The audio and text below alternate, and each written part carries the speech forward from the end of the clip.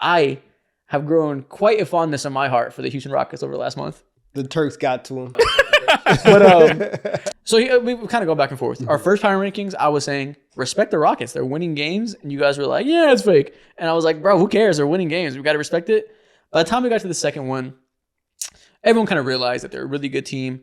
The half-court offense is ass. And we know that playoff basketball, while it is still basketball, it is still NBA, there's some differences. And notably, half-court offense matters a lot more because transition is not easy to eliminate. But if you're locking in for a playoff series, when people say things slow down, it typically means teams are pretty capable of stopping transition attacks for the most part. You have to be able to attack in the half court, and the Rockets can't do that, right? Or I should say, that's not their strength. It's quite a weakness compared to other teams of their caliber.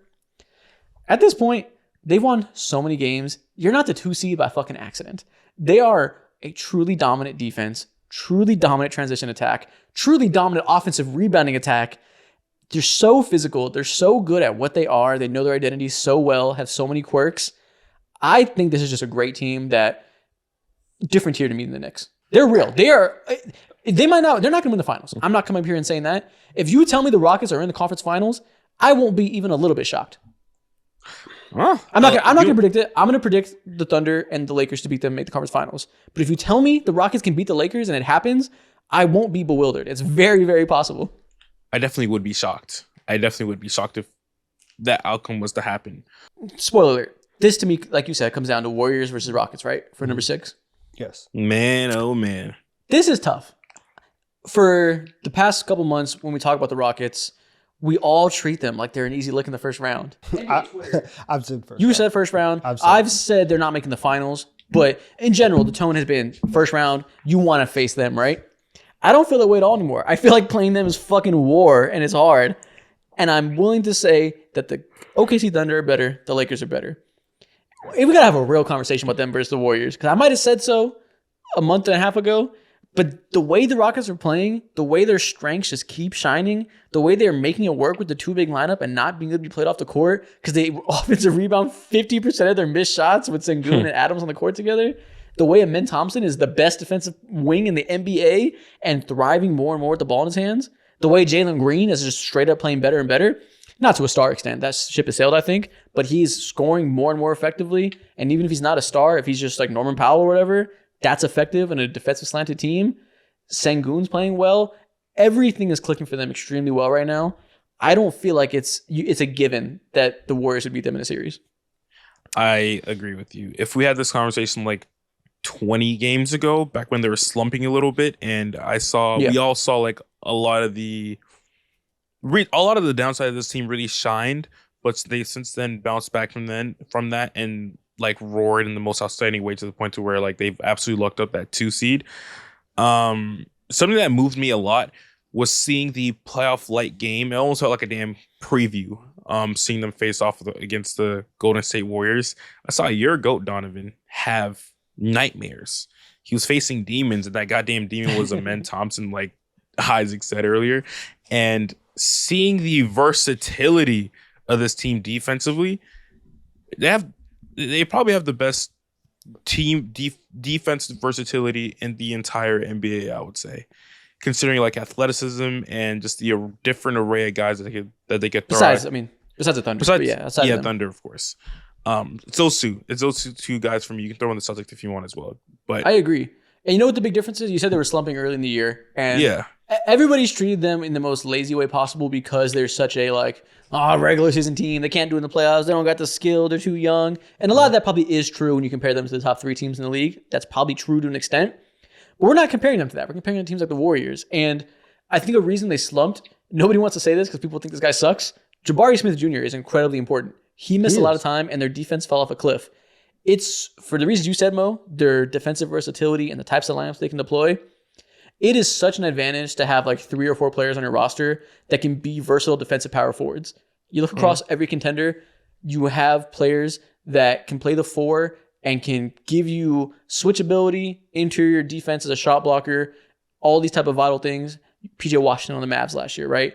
We had Draymond Green famously. You have Jason Tatum for the Celtics. You have Aaron Gordon famously. Who else fits this mold? Jaren Jackson, he plays out of 5, right? OG Anunoby. This type of like big wing that can switch on the bigs, switch on the guards insanely important for having an elite defense in the modern NBA. They have Tari Eason, they have Dylan Brooks, they have Jabari Smith. They have so many of these guys. Jabari Smith might be the most important one to their defense. There's a lot of debates between Rockets fans on if they should continue the starting lineup or not. Because a lot of people feel like you got to bench Dylan Brooks to start Jabari. Because him next to Sengun is so vital for their defense. He does so much small stuff for them that the biggest reason that they slumped because he wasn't there. And with him being back, I feel like this defensive talent is enough to win 1 or 2 playoff series.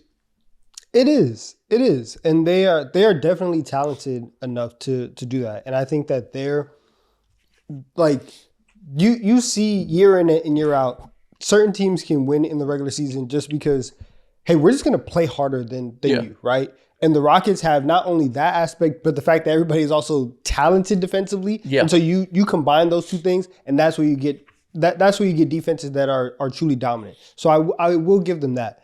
But I do think that I think that two things are happening right now. One, I think that everyone has said for the longest, oh, Houston's an easy lick, it's an easy lick. And as you get closer to the playoffs, the general public might start to be like, start to, rethink the Rockets, this and that. I'm not saying you guys necessarily, but I do think as a whole, because I have heard some other people who have been down on the Rockets for the year kind of start to push their praises a little bit. And they are playing better, so you're right. They are just getting better. And it's a little bit of overreaction to the game on Sunday. That game highlighted what Amen Thompson is capable of. Do any of us think that Steph Curry is going to be held to 3 points the entire season? And so that's what I'm saying is like one, Steph is going to bounce back. They're 1-1 in terms of like Rockets versus the Warriors. When Jimmy Butler plays, they play 2 games and they're 1-1. The Rockets were 2-1, or the Warriors were 2-1 against the Rockets pre-Jimmy. And so I think that in one of those games, it was in the play-in tournament, and you see like the Rockets won that game, but in that game you saw down the stretch, you saw the half-court issues that Houston had. I do think that in this series, that is a very, very legitimate thing, and I do think that for two teams that are great defensively, having a poor half-court offense will come down to like that's going to be a deciding factor. And so that's why I'm taking Golden State over Houston. I hear you. Calling it an overreaction to this one game is no, because they also beat the Thunder the game before and had a fucking war with the Lakers that they barely lost the game before that. It is they've been having a lot of good games. If you want to say the overreaction of the week, sure. But even in that Laker game, right? Yes, LeBron made some great plays. You also had the same thing where it's like, yo, these guys can't score under 5 minutes. Sure, yeah, it's gonna. I'm not saying they're an amazing offensive team, but why do you think they were in the game? Because their defense, and it was a battle that came down to the last couple of minutes, and they beat the shit out of the Thunder. Which that was just an off game. Granted, we don't think that's gonna be anything that we doubt the Thunder for, but no credit. It's not easy. Credit to them for that. Sengun looked fantastic. Sengun is really scoring well as of late. They're striking a better balance than early in the year when. I feel like they've been trying to figure out how much to play through Sengun and in which ways. And if you look at his play type data, he's pretty fucking bad at off-ball play types. Dump off, roll man, all the stuff that's like a traditional big man stuff. He kind of sucks at all that. But he's just extravagant in isolation, extravagant in post-up situations. And I feel like they're trying to strike the balance of what to do there. In that game against the Thunder, they were letting him post up and isolating him from the high post and the elbows. He was killing Chet. And that is a real strength of his that most teams don't have anything to deal with. The Lakers do. That's why they shut it down at the end of that game, because they have LeBron James, who's a great one-on-one post defender for close games. Not every team has that. And if you want to say the Warriors have Draymond, so you feel good about them stopping in the series, that's fine individually for this team. But it's a real weapon that I don't know how I feel about this specific conversation with them versus the Warriors, but it's not as easy as I once thought it would be going, obviously, Warriors. No, and I'm not, and I don't want to, I don't want it to seem like I'm saying that the Rockets are going to get beat in 5 in any series that they play, or even if the Warriors play them, that they're going to beat them in 5, or the Lakers would do that, right? I'm not trying to say that. It's going to be a war just because that's how Houston likes to play basketball. Mm-hmm. But if we're talking about winning the series, winning four games out of 7, even if it comes down to the last 2 minutes of Game 7, I do think that eventually Houston's half-court offense, which has been a problem the entire season, it's been something that we have pointed to. We talked about with the Nuggets, who you've been for 82 games. That's probably who you're going to be for the next 16. I don't for me, that's a bigger deal, and I don't want to discount that. And so I think that going into the playoffs, where that does mean just a little bit more, I do think that is going to be a weakness and something that is going to be quote unquote exploitable. And so that's why I'm putting the Warriors above them. Yeah. I also love the Warriors, so I'm not mad at it. The Warriors are also amazing defensively. Jimmy Butler is currently leading the league in free throws drawn in terms of percentage of play. It's like 23% of his plays or something ridiculous. Typical. Steph Curry looks pretty good now, obviously, with Jimmy Butler back. He looks like Steph Curry. He looks like a guy that's in conversation for first team All-NBA.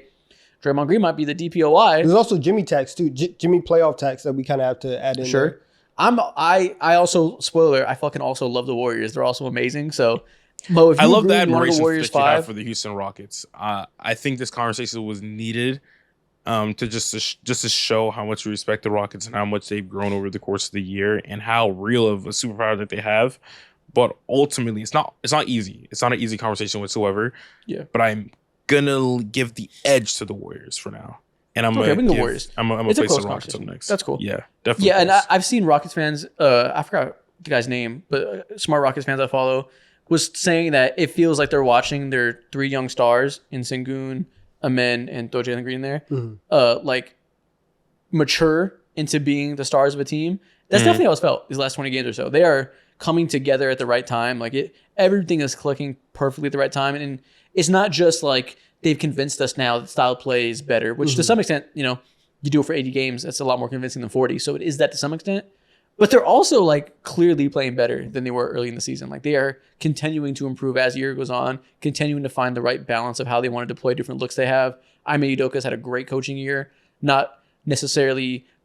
They have a lot of moving parts that you could very well find yourself falling into bad habits of how you want to deploy those with the rotations and whatnot.